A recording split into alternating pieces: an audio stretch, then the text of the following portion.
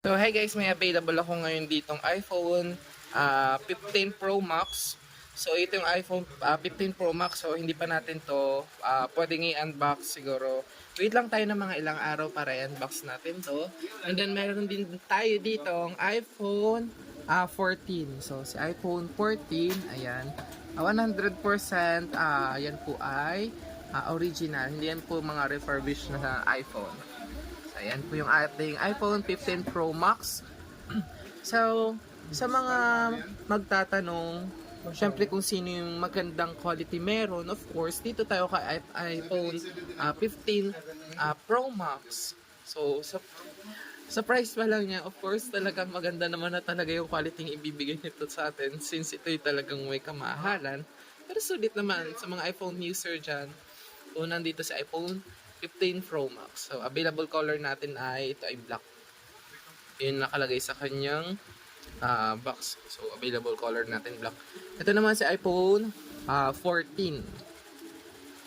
So, pangarap ko din magka-iPhone pero sa ngayon, tamang pang Android lang muna ako.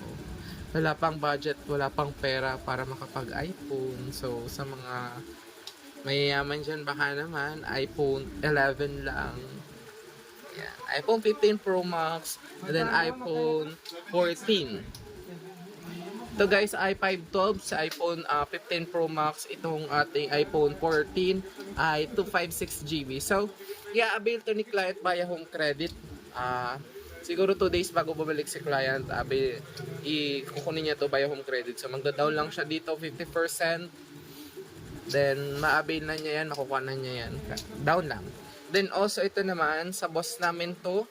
So siguro i-unbox to ni boss pag siguro kahit mamaya pagdating yan dito sa store. I-open na natin to. So syempre hindi ako magpapahuli. I-unbox natin to. I-vlog natin to mamaya. So para meron tayong ideya kung ano bang itsura ng iPhone 15 Pro Max, hindi yung patingin-tingin lang tayo sa Google kung ano ba yung mga exact itsura ni iPhone 15 Pro Max. So, ayan si iPhone 15 Pro Max, si iPhone 14. So, kung tatanungin niyo ako, saan ako kung sino yung pipiliin ko? Siyempre, ito ang pipiliin natin. Si iPhone 15 Pro Max. So guys, Android. So, wala namang problema kung naka-Android tayo. Kasi ako, Android user. So, gusto ko lang din ma-experience kung ano yung feeling na naka-iPhone. Yan. So, wait lang tayo guys sa mga ilang araw, mga ilang araw kung kailan natin ma-unbox yung talong yan.